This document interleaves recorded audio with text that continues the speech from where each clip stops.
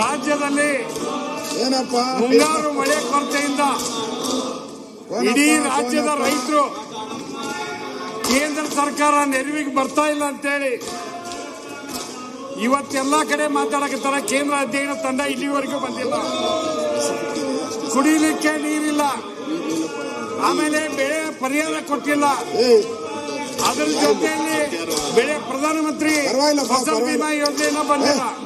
ಇವೆಲ್ಲ ಚರ್ಚೆ ಬಗ್ಗೆ ವಿಶೇಷವಾಗಿ ನಮ್ಮ ಉತ್ತರ ಕರ್ನಾಟಕದ ಅಣೆಕಟ್ಟು ನಮಗೆ ಬರ್ತಕ್ಕಂಥದ್ದು ಮಲಪ್ರಭಾ ಇಂದಿರಾ ಅಣೆಕಟ್ಟು, ಅದಕ್ಕೂ ಕೂಡ ಇವತ್ತು ನೀರಿನ ಕೊರತೆ ಆಗಿದೆ. ನಮಗೆ ಮಹದಾಯಿ ಕಳಸಾ ಬಂಡೂರಿ ಯೋಜನೆ ಜಾರಿಯಾಗಿದ್ರೆ ನಮಗೇನು ಕೊರತೆ ಆಗಿತ್ತು ಆ ನೀರು ಬರ್ತಿತ್ತು. ಇವತ್ತ ಬೆಂಗಳೂರಿಗೆ ಮೇಕೆದಾಟು ವ್ಯವಸ್ಥೆ ಬೇಕಾಗಿತ್ತು.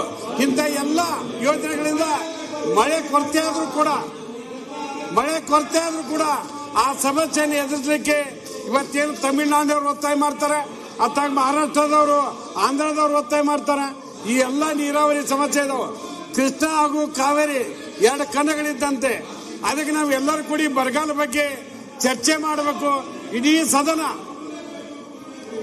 ಸದನ ನಮ್ಮನ್ನೆಲ್ಲರನ್ನು ನೋಡಕತ್ತಾರ. ರೈತರ ಬಗ್ಗೆ ಏನ್ ಮಾತಾಡಬಹುದು, ರೈತರ ಬಗ್ಗೆ ಏನ್ ಚರ್ಚೆ ನಡೀಬಹುದು, ಅದಕ್ಕೆ ಬಿಜೆಪಿ ಅವರು ಬರೀ ಪ್ರತಿಭಟನೆ ಮಾಡೋದು, ಇವೆಲ್ಲ ರಾಜ್ಯದ ಜನರಿಗೆ ಬೇಜಾರಾಗ್ಬಿಟ್ಟಿದೆ. ಅದಕ್ಕೆ ನಮ್ಮ ಎಲ್ಲ ಶಾಸಕರ ಕರ್ತವ್ಯ. ನಾನು ಬಿಜೆಪಿ ಶಾಸಕರು ಕೂಡ ಮನವಿ ಮಾಡ್ತೇನೆ, ರಾಜ್ಯದ ರೈತರ ಬಗ್ಗೆ ಮೊದಲಿಗೆ ಚರ್ಚೆ ಮಾಡಿ ಮುಂದೆ ನಿಮ್ಗೆ ಏನು ವ್ಯವಸ್ಥೆ ಐತಿ, ನೀವೇನು ಹೋರಾಟ ಮಾಡಕೈತಿ, ನಿಮಗೆ ಸ್ವತಂತ್ರ ಇದೆ. ಅದನ್ನ ಬಿಟ್ಕೊಂಡು ನೀವು ಈ ವಿಧಾನಸೌಧನ ಈ ಎಲ್ಲ ಬೆಳಿಗ್ಗೆ ಮ್ಯಾಲ ಬಂದು ಕೂತಾರಲ್ಲ ಆ ಹುಡುಗರು, ಈ ಕಡೆ ಇರ್ತಕ್ಕಂಥವ್ರು ಎಲ್ಲರೂ ನಿಮ್ಮನ್ನು ನೋಡಾತ್ತಾರ. ಏನಪ್ಪ ಇವ್ರಿಗೆ ಉದ್ಯೋಗ ಐತಿಲ್ಲೋ, ಬೇರೆ ಕೆಲಸ ಐತಿಲ್ಲೋ, ರಾಜ್ಯದ ಜನರ ಬಗ್ಗೆ ಕಾಳಜಿ ಐತಿಲ್ಲೋ, ಬರಗಾಲ ಬಗ್ಗೆ ಐತಿಲ್ಲೋ ಅಂತ ಕೇಳ್ತಾರ. ಅದಕ್ಕೆ ಈ ರಾಜ್ಯದ ರೈತರು ಇವತ್ತ ಹೆಸರು ಬೆಳೆ ಬರಲಿಲ್ಲ, ಸೋಯಾಬೀನ್ ಬರಲಿಲ್ಲ, ಹತ್ತಿ ಬರಲಿಲ್ಲ, ಆಮೇಲೆ ಇದು ಬರಲಿಲ್ಲ, ಎಲ್ಲ ಬೆಳೆಗಳು ಇವತ್ತ ನಾಶ ಆಗ್ಬಿಟ್ಟವು. ಆ ಬೆಳೆಗಳಿಗೆ ಪರಿಹಾರ ಏನು? ಇವತ್ತ ನಿನ್ನೆ ಕೃಷಿ ಸಚಿವರು ಕೇಂದ್ರ ಅಧ್ಯಯನ ತಂಡ ಕಳಿಸ್ತೇವೆ ಅಂತ ಹೇಳಿಕೆ ಕೊಟ್ಟಿದ್ದಾರೆ. ನಾವು ಅದನ್ನು ಸ್ವಾಗತ ಮಾಡ್ತೇವೆ, ನಾವೇನು ತಪ್ಪು ಅಂತ ಅನ್ನಂಗಿಲ್ಲ. ಅದಕ್ಕೆ ವಿರೋಧ ಪಕ್ಷ ನಾಯಕರಂತ ಆರ್ ಅಶೋಕ್ ಸಾಹೇಬರಿಗೆ ಮನವಿ ಮಾಡ್ತೇನೆ, ನಿಮಗೇನಾದ್ರೂ ಕಿಂಚತ್ತು ರೈತರ ಬಗ್ಗೆ ಕಾಳಜಿ ಇದ್ರೆ, ನಿಮ್ಮ ವ್ಯವಸ್ಥೆ ನಿಮಗೆ ಹೌದು ಅನ್ಸಿದ್ರೆ ದಯವಿಟ್ಟು ಇದನ್ನ ಪ್ರತಿಭಟನೆಯನ್ನು ಕೈ ಬಿಟ್ಟು ರೈತರ ಬಗ್ಗೆ ಚರ್ಚೆ ಮಾಡಿ. ಅದರ್ವೈಸ್ ಜನ ನಿಮ್ಮನ್ನ ಕ್ಷಮಿಸಂಗಿಲ್ಲ, ರೈತರು ನಿಮ್ಮನ್ನು ಎಲ್ಲಿಯೂ ಬಿಡಂಗಿಲ್ಲ. ಯಾಕಂದ್ರೆ ನೀವೆಲ್ಲ ಬಿಜೆಪಿ ಅವರು ಟೀಮ್ ಆಗಿ ಹೋಗಿದ್ರಿ, ಬರಗಾಲ ಪರೀಕ್ಷೆ ಮಾಡಿ ಬಂದಿರಿ.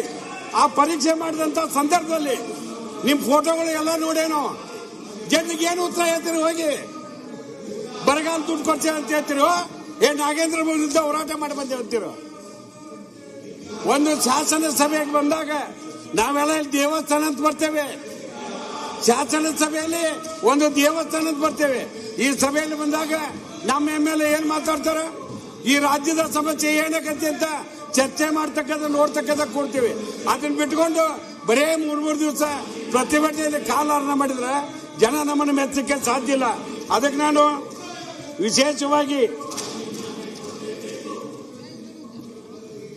ನಾ ಎಲ್ಲ ಮಾತಾಡ್ತೇನೆ, ನೀವು ಸುಮ್ಮನೆ ಇದ್ಬಿಟ್ರೆ ಸಾಕು. ನೀವು ಸ್ವಲ್ಪ ಸುಮ್ಮನೆ ಇದ್ರೆ ಈ ರೈತರ ಸಮಸ್ಯೆಗಳು ಹೇಳ್ತೀನಿ. ಈಗ ನಮಗೆ MR ಪಾಟೀಲ್ರು ನನ್ನ ಬಾಜು ಕ್ಷೇತ್ರ, ತೆಂಗಿನಕಾಯಿ ನನ್ನ ಬಾಜು ಕ್ಷೇತ್ರ. ನಿಮ್ಮಲ್ಲಿ ರೈತರು ಏನು ಹೇಳ್ತಾರೆ? ನಿಮಗೆ ಪರಿಹಾರ ಕೊಡ್ತಾರೆ ಅಂತ ಕೇಳ್ತಾರಿಲ್ಲ, ಮತ್ತ ಪರಿಹಾರ ಕೊಡ್ಸೋದ್ ಬಿಟ್ಟು ಇಲ್ಲಿ ಹೋರಾಟ ಮಾಡಕ್ ನಿಂತಿರಪ್ಪ. 3-4 ದಿವಸ ಎಷ್ಟು ರೊಕ್ಕ ಖರ್ಚು ಮಾಡಿ ನಾವು ಸದನಕ್ಕೆ ನೀವೇನು ಮತ್ತೆ ಜನರು ಏನಂತಾರೆ ನಿಮಗೆ? ಅದಕ್ಕೆ ರೈತರ ಪರವಾಗಿ ಧ್ವನಿ ಎತ್ರಿ, ರೈತರ ಕಷ್ಟಕ್ಕಾಗ್ರಿ ಅಂದ್ರೆ ಜನ ನಿಮ್ಮನ್ನು ಮೆಚ್ತಾರ. ಒಂದು ವಿರೋಧ ಪಕ್ಷವಾಗಿ ಆಡಳಿತ ಪಕ್ಷಕ್ಕೆ ಮಾರ್ಗದರ್ಶನ ಮಾಡಬೇಕು. ತಪ್ಪಾದಲ್ಲೇ ನೀವು ಕೆಳಕ್ಕೆ ಅವಕಾಶ ಇದೆ. ಅದು ಬಿಟ್ಕೊಂಡು ಬರಗಾಲ ಇದ್ರೆ ಎಲ್ಲ ಬಿಡ್ತೀರಿ, ಬರೇ ಪ್ರಚಾರಕ್ಕೆ ಹೋಗ್ತೀರಿ.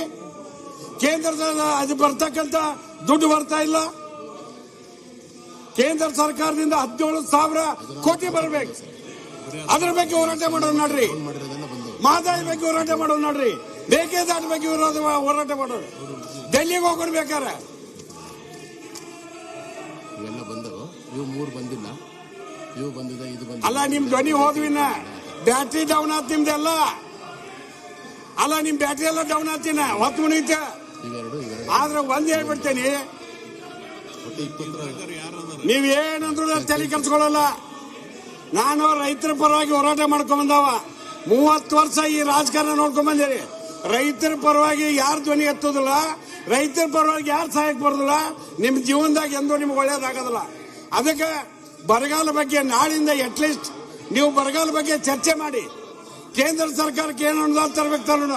ರಾಜ್ಯ ಸರ್ಕಾರದಿಂದ ಮುಖ್ಯಮಂತ್ರಿ ಡಿ.ಕೆ. ಶಿವಕುಮಾರ್ ಸಾಹೇಬರಿಗೆ, ಉಪಮುಖ್ಯಮಂತ್ರಿ ಸನ್ಮಾನ್ಯ ಪರಮೇಶ್ವರ್ ಸಾಹೇಬರಿಗೆ ಮನವಿ ಮಾಡೋಣ. ಸರ್ ಪರಿಹಾರ ಕೊಡ್ರಿ ರೈತರಿಗೆ ಅಂತ ಕೇಳೋಣ. ಆಮೇಲೆ ಕೇಂದ್ರ ಸರ್ಕಾರದಿಂದ ಎಷ್ಟು ದುಡ್ಡು ತರಬೇಕಂತ ತರೋಣ. ಅದು ಬಿಡ್ತೀರಿ, ಬರೀ ವೈಕೋತ ಹೋಗ್ತೀರಿ. ಅದಕ್ಕೆ ಈ ರಾಜ್ಯದ ಅಣೆಕಟ್ಟು ತುಂಬಿಲ್ಲ. ಮೋಡ ಬಿತ್ತನೆ ಮಾಡ್ಬೇಕಂತ ಇವತ್ತ ಪ್ರಶ್ನೆ ಮಾಡೀವಿ. ಸರ್ ಈಗ ಮೋಡ ಇದ್ದಾಗ ಮಾತ್ರ ಬಿತ್ತನೆ ಮಾಡ್ಲಿಕ್ಕೆ ಸಾಧ್ಯ ಇದೆ. ಹಾವೇರಿಯ ಶಾಸಕರೆಲ್ಲ ಸೇರ್ಕೊಂಡು ಮೋಡ ಬಿತ್ತನೆಯನ್ನ ಮಾಡಿದ್ರು.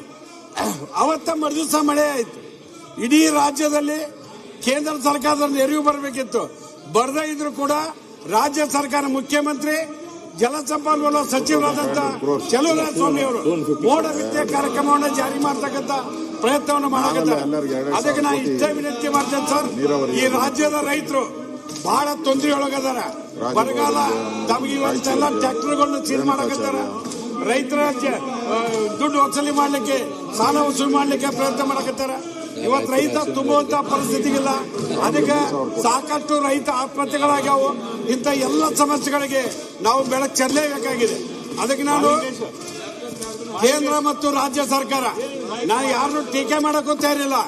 ಆದ್ರೆ ರೈತ ಏನು ಕಷ್ಟ ಆಗದಾರಲ್ಲ, ಆ ರೈತರಿಗೆ ಪರಿಹಾರ ಕೊಡ್ತಕ್ಕಂಥದ್ದು ಬಹಳ ಹೊತ್ತಿದೆ. ಅದಕ್ಕೆ ಇವತ್ತೇನು ನೀವು ಇಂಥ ಹೋರಾಟದಲ್ಲಿ ಬರಗಾಲ ಬಗ್ಗೆ ಚರ್ಚೆ ನೀವು ಪ್ರಥಮ ಬಾರಿ ವಿಧಾನಸಭೆ ಅಧ್ಯಕ್ಷರಾಗಿ ಒಂದು ಗಟ್ಟಿಯಾದಂತ ನಿರ್ಣಯ ತೆಗೆದುಕೊಂಡ್ರಲ್ಲ, ಶಾಸಕರ ಪರವಾಗಿ ಬಹಳ ಮಹತ್ವದ ವಿಷಯ. ಅದರ ಸಲುವಾಗಿ ತಮಗೆ ವಿನಂತಿ ಮಾಡೋದ್ರ ಜೊತೆಗೆ ಸಾಕಷ್ಟು ವಿಚಾರಗಳ ಬಗ್ಗೆ ಚರ್ಚೆ ಮಾಡಬೇಕು. ಬರಗಾಲ ವ್ಯವಸ್ಥೆ ಹೆಂಗಿದೆ ಅಂದ್ರೆ, ವಿಶೇಷವಾಗಿ ಒಬ್ಬ ರೈತ ಇವತ್ತ ಹೆಸರು ಬೇಳೆ ಒಂದು ಮಳೆ ಆಗಿದ್ರೆ 5 ರಿಂದ 6 ಕ್ವಿಂಟಲ್ ಬರ್ತಿದ್ದು, ಇವತ್ತ 1 ಕ್ವಿಂಟಲ್ ಬರದಂತ ಪರಿಸ್ಥಿತಿ ಆಗಿದೆ. ಸರ್ ಹೊಲ ಹಲಗಾಕತ್ತಾರ, ಕಣ್ಣೆ ನೋಡ್ಲಿಕ್ಕೆ ಆಗೋದಲ್ಲ. ಬಿತ್ತಿದ ಹೊಲಗಳನ್ನ ಹರಿಸ್ತಕ್ಕಂಥ ಪರಿಸ್ಥಿತಿ ಬಂದಿದೆ. ಅದಕ್ಕಿಂತ ನೂರಾರು ಸಮಸ್ಯೆಗಳು ರೈತರು ಅದಾವ ಸರ್. ಬೆಳೆ ಪರಿಹಾರ ಕೊಡಬೇಕು, ಬೆಳೆ ವಿಮೆ ಕೊಡಬೇಕು. ಅದರ ಜೊತೆಯಲ್ಲಿ ವಿಶೇಷವಾಗಿ ನಮ್ಮ ಬ್ಯಾಟಿ ರೈತರು ಮೊನ್ನೆ ಹೆಸರು ಬೆಳೆಯನ್ನ ಮಾರ್ಲಿಕ್ಕೆ ಹೋದಾಗ ನಫೆಡ್ದವರು ರಿಜೆಕ್ಟ್ ಮಾಡಿ ಅದನ್ನು ಹೊಳೆ ಕಳಿಸಿದ್ರು. ಅವ್ರಿಗೆ 87 ಲಕ್ಷ ಇವತ್ತ ಕೊಡ್ಲಿಕ್ಕೆ ಒತ್ತಾಯ ಕೂಡ ಮಾಡೀವಿ. ಇಂಥ ನೂರಾರು ಸಮಸ್ಯೆಗಳು ನಮ್ಮ ಹತ್ರ ಇದಾವೆ ಸರ್.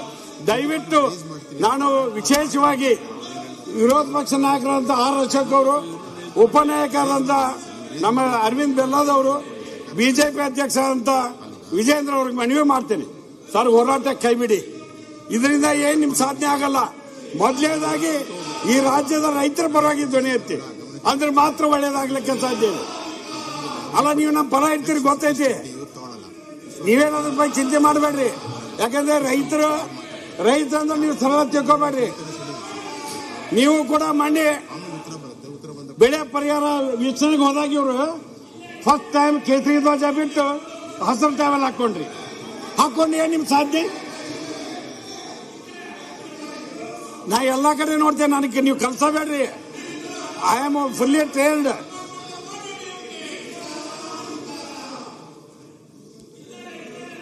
ನಮ್ಮ ಸರ್ಕಾರ ರೈತರ ಪರವಾಗಿದೆ, ರೈತರ ಕಷ್ಟಕ್ಕೆ ಸ್ಪಂದನೆ ಮಾಡ್ತೇವೆ.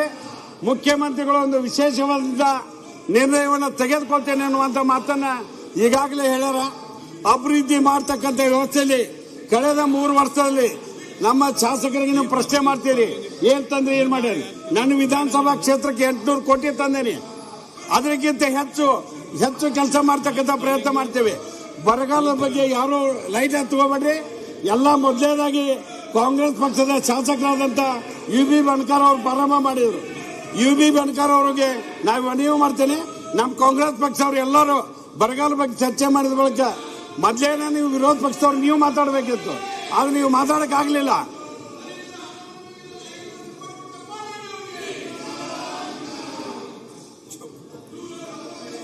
ಅಲ್ಲ,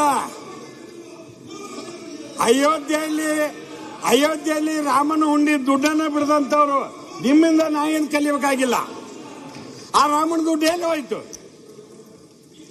ಆ ರಾಮನ ದುಡ್ಡು ಹೋದದ್ದನ್ನು ಹೇಳಿಲ್ಲ ಅವರು. ಅದು ಬಿಟ್ಕೊಂಡು ನಮಗೆ ಕೇಳಕ್ ಬರ್ತೀರಿ. ಅದಕ್ಕೆ ಬೇಡ, ಅದಕ್ಕೆ ನಾನು ಒಂದು ಮನವಿ ಮಾಡ್ತೀನಿ. ನಿಮ್ಮ ಧ್ವನಿ ಹೋದ್ವು. ಈಗ ನೀವು ಭಜನೆ ಮಾಡೋದು ಮುಗಿಯಿತು. ರೈತರ ಪರವಾಗಿ ಭಜನೆ ಮಾಡ್ರಿ, ನಿಮ್ಗೆ ಒಳ್ಳೇದೈತಿ.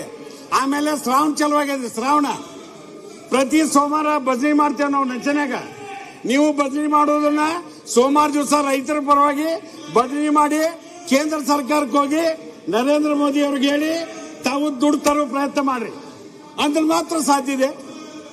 ಅದು ಬಿಟ್ಟುಕೊಟ್ಟು ನಮ್ಮ ವಿಶೇಷವಾಗಿ ಕೇಂದ್ರ ಸಚಿವರಂತ ಪ್ರಹ್ಲಾದ್ ಜೋಶಿ ಸಾಹೇಬರು, ಎಚ್.ಡಿ. ಕುಮಾರಸ್ವಾಮಿ ಅವರು, ಮತ್ತು ಅದೇ ರೀತಿಯಾಗಿ ಶೋಭಾ ಕರಂದ್ಲಾಜೆ ಅವರು, ಸೋಮಣ್ಣವ್ರ ಕಡೆ ಹೋರಿ, ಬೇಕಾದ್ರೆ ನಮ್ಮನ್ನು ಕರ್ಕೊಂಡು ಹೋಗಿ ನಾವು ಬರ್ತೇವೆ. ಕೇಂದ್ರ ಸರ್ಕಾರದಿಂದ ದುಡ್ಡು ಬಿಡುಗಡೆ ಮಾಡಲಿ. ಅದೇನಿಲ್ಲ, ₹1 ಕೇಂದ್ರ ಸರ್ಕಾರ ಕೊಡಂಗಿಲ್ಲ, ನೀವು ಭಾಷಣ ಮಾಡೋದು ಬೇಡಂಗಿಲ್ಲ.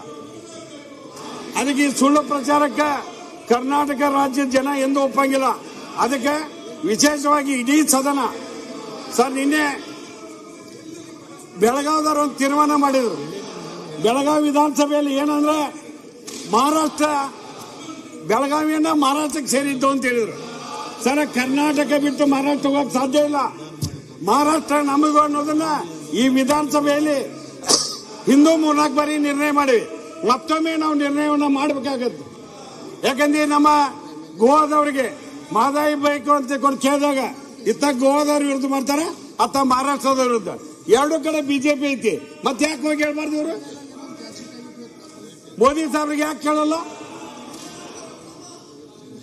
ನಮ್ಮ ಮುಖ್ಯಮಂತ್ರಿ ಸನ್ಮಾನ್ಯ ಡಿ.ಕೆ. ಶಿವಕುಮಾರ್ ಸಾಹೇಬರು, ಹಿಂದೆ ಸನ್ಮಾನ್ಯ ಸಿದ್ದರಾಮಯ್ಯನವರು ಎಲ್ಲರಿಗೂ ಹೋಗಿ ಮನವಿ ಮಾಡಿದ್ವಿ. ನೀವೇನು ಕೊಡ್ಲಿಲ್ಲ. 17,000 ಕೋಟಿ ಕೊಟ್ರೆ ನಮ್ಮ ರಾಜ್ಯದ ಜನರಿಗೆ, ರೈತರಿಗೆ ಪರಿಹಾರ ಕೊಡ್ಲಿಕ್ಕೆ ಸಾಧ್ಯ ಇದೆ.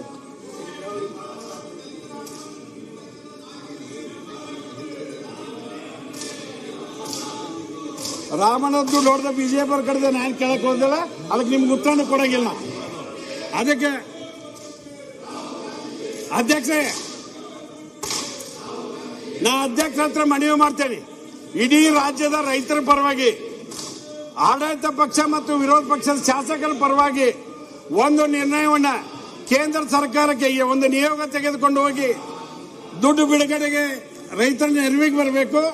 ರಾಜ್ಯ ಸರ್ಕಾರ ತನ್ನ ಕರ್ತವ್ಯವನ್ನ ಮುಖ್ಯಮಂತ್ರಿ ಸಿದ್ದರಾಮಯ್ಯವರು, ಉಪಮುಖ್ಯಮಂತ್ರಿ ಸನ್ಮಾನ್ಯ ಪರಮೇಶ್ವರ್ ಸಾಹೇಬರು ಕೂಡಿಕೊಂಡು ಈ ರೈತರ ಪರವಾಗಿ ಒಂದು ನಿಲುವನ್ನ ತೆಗೆದುಕೊಳ್ಬೇಕು. ಅವರಿಗೆ ಪರಿಹಾರ ಕೊಡಬೇಕು. ಪ್ರಧಾನಮಂತ್ರಿ ಫಸಲ್ ವಿಮಾ ಯೋಜನೆ ಕೇವಲ ಪ್ರಧಾನಮಂತ್ರಿ ಹೆಸರು ಇಟ್ಟರೆ ನಡೆಯಂಗಿಲ್ಲ.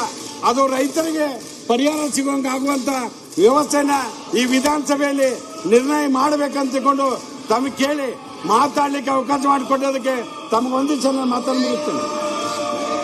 ಈಗ ಬರದ ಬಗ್ಗೆ ಚರ್ಚೆ ಮತ್ತೆ ಮುಂದೂಡೋಣ. ಈಗ ಗಮನ ಸೆಳೆಯುವ ಸೂಚನೆಗಳು. ಶ್ರೀ ರಮೇಶ್ ಬಂಡಿ ಸಿದ್ದೇಗೌಡರು,